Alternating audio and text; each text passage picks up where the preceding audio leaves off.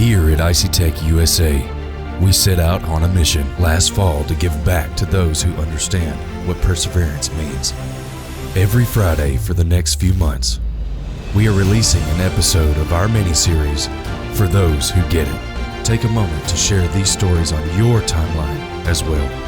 Let's share some more positivity during these dynamic times. Enjoy the episode. For those who get it. For those who get it. For those who get it. For those who get it. For those who get it. For those who get it. For those who get it. For those who get it.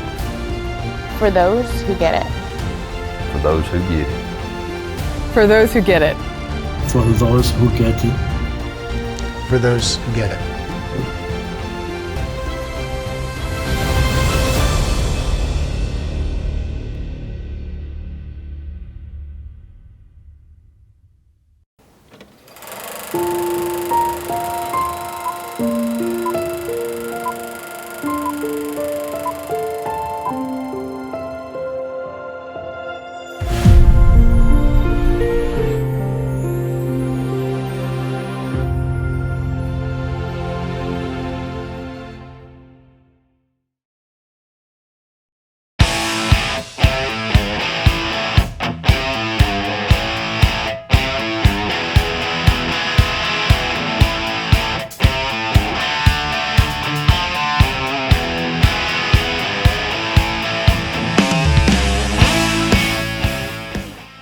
Hi, I'm Elliott with BT Outdoors Bowfishing.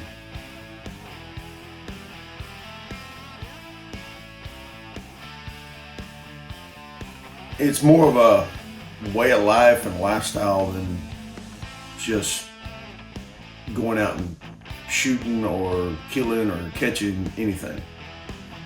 Outdoors lifestyle is just that. It's a way of life.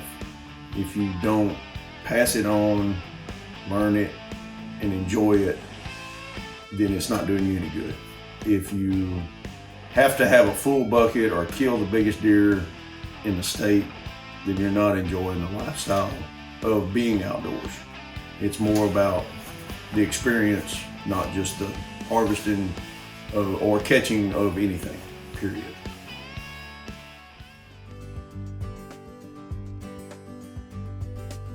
I started hunting and fishing with my dad years and years and years ago. I mean, literally, I walk fast now because I started hunting with my dad whenever I was 2.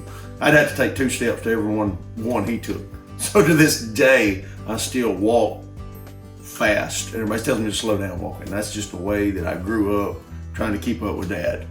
You know, I mean, he wasn't real tall, but he kind of ADHD like me and all over the place. So, you know, well, being a little 4 or 5 year old kid, you got to walk twice as fast to keep up with Dad. So my dad was my biggest influence on that one.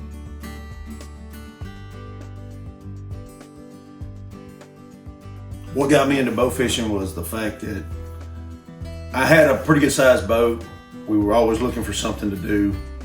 Buddies started going, and we literally started going. The first time we ever went bow fishing, I went with a friend of mine, and then the first boat I ever had was a mud boat, and we used a Q-beam. It took 2 people, one to shoot and one to drive the boat and hold the Q-beam. You know, you pointing over here. You know, it's a miracle we didn't hit a log and fall off in the water. But it was all about having fun. We had just as much fun in the little 1860 mud motor as I do in the 29-foot boat that'll hold 12 people.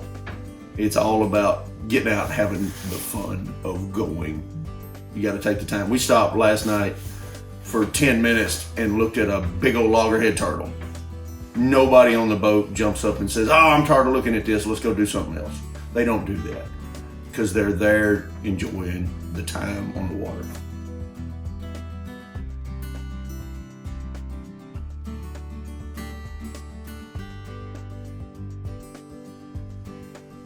You know, I haven't thought about it from that view ever. There's a lot of kids like that. You know, and I mean, I've never have thought about that from a kid's view of being, you know, who would I need to contact? I've always been, hey, look, you're in the outdoors, go take somebody hunting or fishing with you. And I tell bow fishermen this all the time.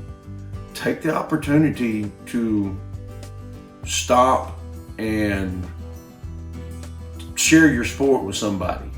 If they ask, hey man, what's bow fishing? Just take the time to, to educate them on what bow fishing is. Don't just blow them off, because they don't know what bow fishing is. They don't know what this is or that is. Take the time to recruit them over to what you do. You're the first influence that they ever have on the sport of bow fishing. Take the time to educate them. 2 minutes of your busy day to educate this person that says, oh man, that sounds like fun. Well, you didn't come across as being the wrong kind of person to them. And that just made a big difference on them as a general. But as far as kids nowadays can look through social media stuff to find something that they could enjoy. Simply rod and reel fishing at the park could be a great way to get started in the outdoors. It don't take much. If you go down to that state park or down to the park or wherever the fishing may be, just go down and usually you can find somebody that will kind of mentor you along. That would be probably the easiest way for them to get started. Reach out and contact, because I don't mind taking somebody bow fishing or take them fishing or something like that, but I don't know, I'm not just gonna walk up to somebody out of the blue, hey, would you like to go fishing?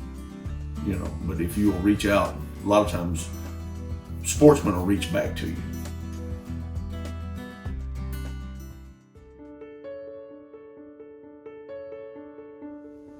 August 28, 2017, I was damn near killed under a boat, helping out in Hurricane Harvey.